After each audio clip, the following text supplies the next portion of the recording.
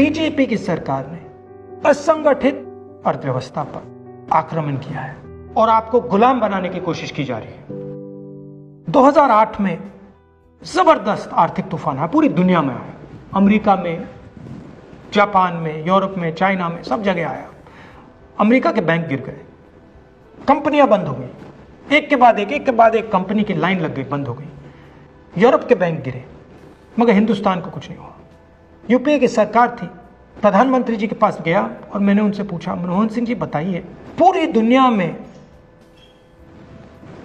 आर्थिक नुकसान हुआ है, हिंदुस्तान को कोई असर नहीं हुआ, कारण क्या है?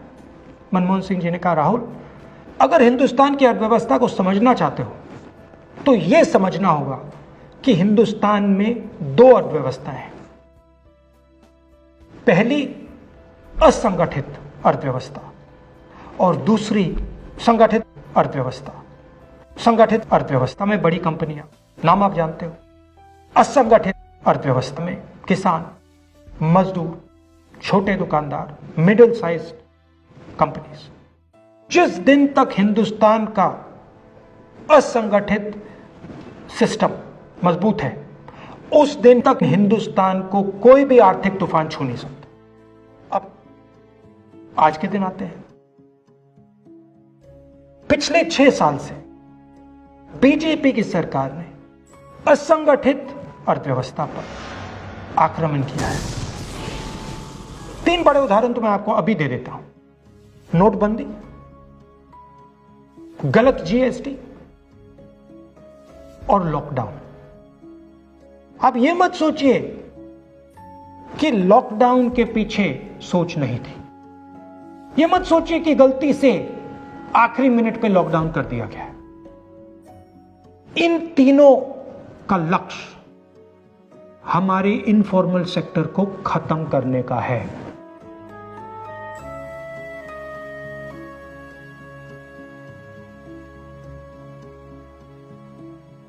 प्रधानमंत्री जी को अगर सरकार चलानी है, मीडिया की जरूरत है, मार्केटिंग की जरूरत है।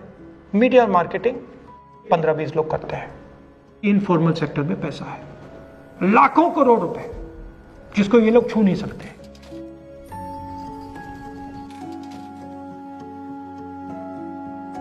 इसको ये लोग तोड़ना चाहते हैं, पैसा लेना चाहते हैं। इसका नतीजा आएगा। नतीजा यह होगा कि हिंदुस्तान रोजगार पैदा नहीं कर पाएगा। क्यों? क्योंकि इनफॉर्मल सेक्टर 90% से ज्यादा रोजगार देता है।